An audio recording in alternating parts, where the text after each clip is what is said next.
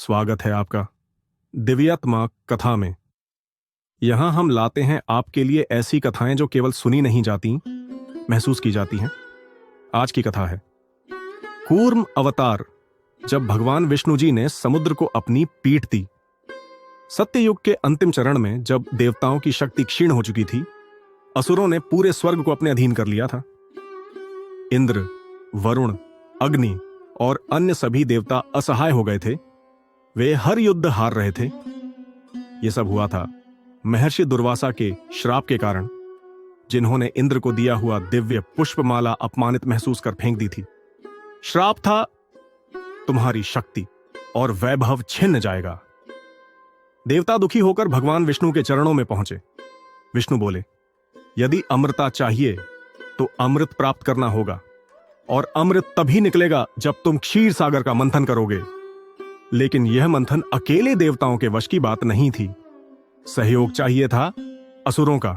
देवता गए पाताल लोक और बलिव अन्य असुरों से बोले, क्षीर सागर से अमृत निकालने के लिए हमें तुम्हारी मदद चाहिए। बदले में अमृत का हिस्सा तुम्हें भी मिलेगा। असुर हंसे, हम क्यों ना माने, अमृत ही तो हमारी अमृता का रास्ता है। इस तरह संधि हो गई। मंदराचल पर्वत को मंथनी बनाया गया, वासुकी नाग को रस्सी। सभी देवता और असुर उसे समुद्र तक लाए। लेकिन जैसे ही मंदराचल को समुद्र में रखा गया, वह डूबने लगा। कोई स्थिर आधार नहीं था। देवता घबरा गए, असुर क्रोधित हो गए। यह क्या छल है, तुमने झूठा प्रस्ताव रखा। भगवान विष्णु का कूर्म अवतार। तभी क्षीर सागर में विशाल हलचल मची। समुद्र गरजा, जल चक्रवात उठे और एक विशाल कछुआ प्रकट हुआ। इतना विशाल कि पूरा मंदराचल उसकी पीठ पर समा गया।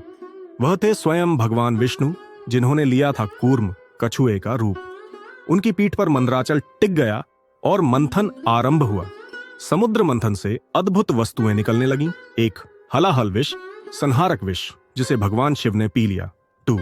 लक्ष्मी देवी, जिन्हें विष्णु जी ने वरण किया। 3.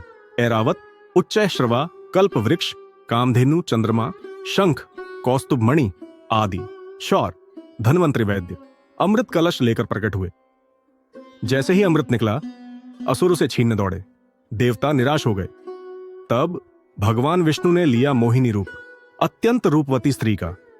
असुर उसके सौंदर्य में मोहित हो गए और बोले, तुम ही अमृत बांट दो, हम न्याय मानेंगे।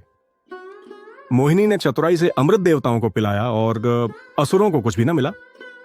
एक असुर राहु ने भेष बदलकर अमृत पी लिया, लेकिन सूर्य चंद्रमा ने पहचान लिया और विष्णु जी ने सुदर्शन चक्र से उसका सिर काट दिया।